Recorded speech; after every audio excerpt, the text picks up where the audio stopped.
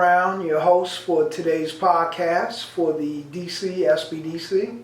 And today I have the pleasure of interviewing Leona Charles of SPC Consulting, LLC. Longtime friend and a warrior out here in the contract arena. And so it's a pleasure and honor to have you here in my office to talk about these things.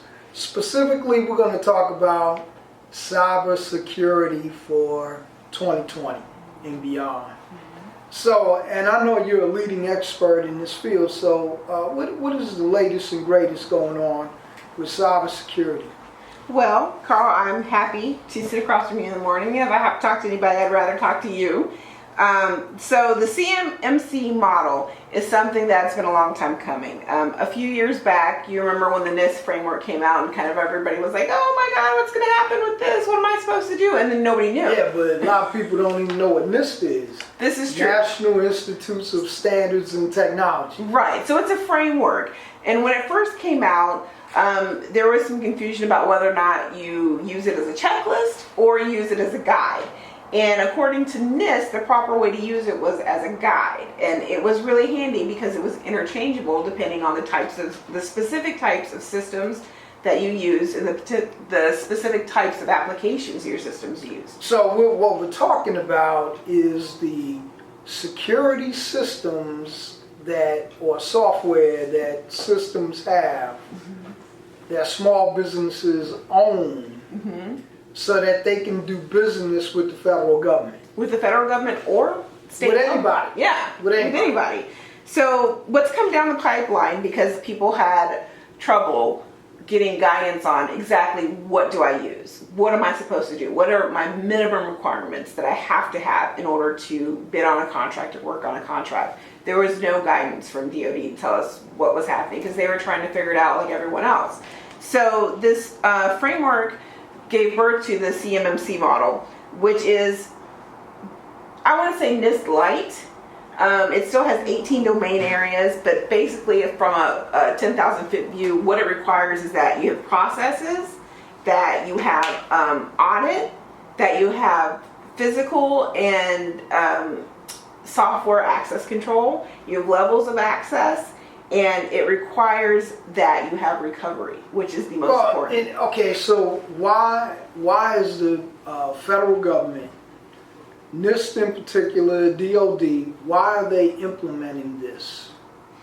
So all of these leaks that we've had, right, from OPM to Equifax, where people come to... You're talking about breaches. Breaches. That's right. Where you hold information that's personal, that can give you direct access to your social security number, birth dates, your address, right, your bank account numbers. All of these things, once somebody has them, in the cyber world, they have you because our entire lives are online now, right? Well, 140 over the past 10 months, 140 police stations, municipalities, government agencies have been held by ransomware in the past 10 months. Yeah. And this is according to CNN, not Carl Brown and not Leona Charles, but CNN has been compiling this data and has released it in a report. Yeah. So it is very important. But when you talk to the average person about cybersecurity, what kind of response do you get? Oh, I don't need that. I don't do business with the government. I don't keep people's information. But here's the kicker. If you run a hot dog stand and you take payments from Square... That's right. You have people's personal information. If information. you had a hot dog stand, if you had a state fair and you're buying shea butter or a hot dog at the state fair, you're giving your personal information away. Yeah. I always ask people when they think that cybersecurity doesn't affect them, I always ask them, well, how many times did you swipe this week? And they start laughing. Oh, it's not funny, it's not a joke, because how confident are you that merchant has the best security system in place to protect your data?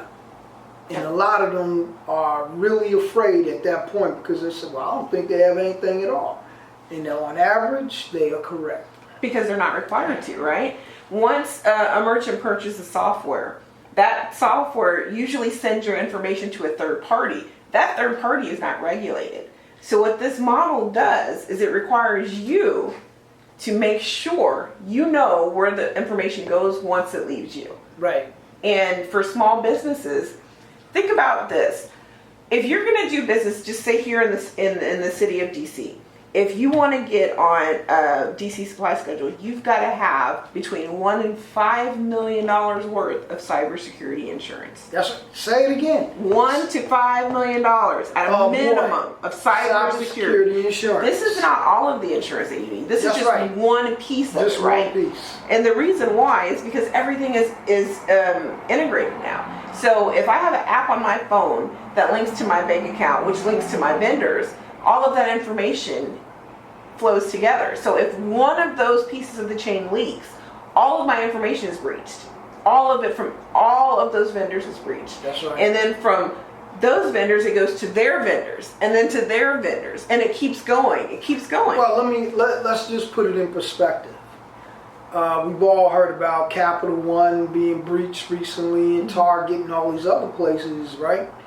And they have departments with high-end security analysts that are paid six figures to do this work to make sure that they don't get hacked, and they're getting hacked. Mm-hmm. What does the merchant across the street have? Nothing. Nothing. You have nothing. And the thing about cybersecurity, it's not really about prevention, because it's not a matter of if you will have a breach. It's a matter of when. So absolutely. If I'm a thief, I'm not going to go after Capital One because I know they got 100 people doing cybersecurity to prevent me from getting in. Right. But I'm going to drive my car by and snatch all of their data because they have nothing. Right. And you so can do it's low that. hanging fruit. So yeah, you can do that. Everything is a wireless environment now, That's right? So I could literally drive down the street, and if I have the right program, I can just collect data as I'm driving down. Yeah, you can buy all that programming and all of that, the equipment that you need to steal all that data on the black web with Bitcoin. Right. And Carl Brown wouldn't know that his whole life is for sale. That's but right. it is, right? But it is. And you would find out when you tried to, expand your business, and they say, no, I'm sorry, we can't do that because you have no, I'll give you one better. When you go to swipe your card or you go to get some money out the bank and they tell you, there's nothing in there. You know, well, I know I got paid yesterday. I didn't spend all the money. What happened? There are 18 domains, right, which is a lot of information, and it's a lot to process. But some of the things that I think smaller businesses should be concerned about, first of all, is access control. Who has access to your systems? This is a basic and one of the easiest things to control, right? If anybody who walks into your office can walk behind the desk and get to a computer, you have a problem, right? Your computer should be behind some type of what do you call it? They should be either in an office locked away, or they should have some kind of feature on it that prevents people from being able to access it. It locks them when you walk away from it, it'll lock. Right. Your people should actively be locking their computer when they get up. Even if it's an office of 4 people, they work together all of the time. Every time you get up, you're supposed to be locking your computer. That's right. And making sure that nobody can access it while you leave. A lot of people don't do that. If you are like me and you have stacks of Genius all over your desk, when you leave, the important things should be locked away. They shouldn't be left on your desk. That's just basic information control, right? Identification and authentication is a big thing. We have this thing, the 2-factor authentication, when you log in. Sometimes it's a pain because I type in my password, then I gotta wait for you to send me something on my phone, and then I type that in. It's a pain, but it's worth it because that extra step a lot of time will deter a hacker, because that's right. I'll just go to the easier one, the next one, So sometimes it's as easy as that. What else happens is the physical security. So a lot of government entities have what they call entry control points, right? Which is nobody unauthorized is allowed past this physical point. So businesses can create their own entry control points, whether that's the receptionist desk, whether it's the lobby.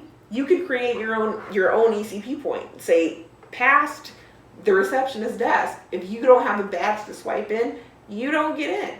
Right, or you get escorted in and out. Right, and somebody is with you. So escort doesn't mean I'm going to walk you back there and leave and go on about my day. And then escort means I'm going to walk you back there. I'm going to stand there while you talk to whomever it is you need to talk to. And then I'm going to escort you out of the building and say thank you for coming. It was nice to see you, and make sure that you walk out of the door.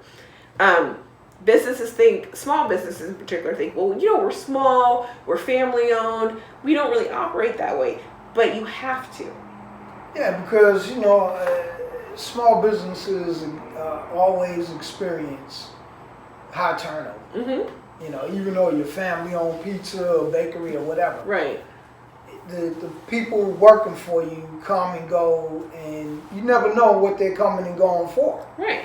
They may be coming to steal all your data, and then they leave, and they got all your data, all of your customers' info, credit cards. I mean, I read a story where this guy he was taking photos of everybody's credit cards in the store. Wow. So the owner finally caught wind of this thing and got rid of him.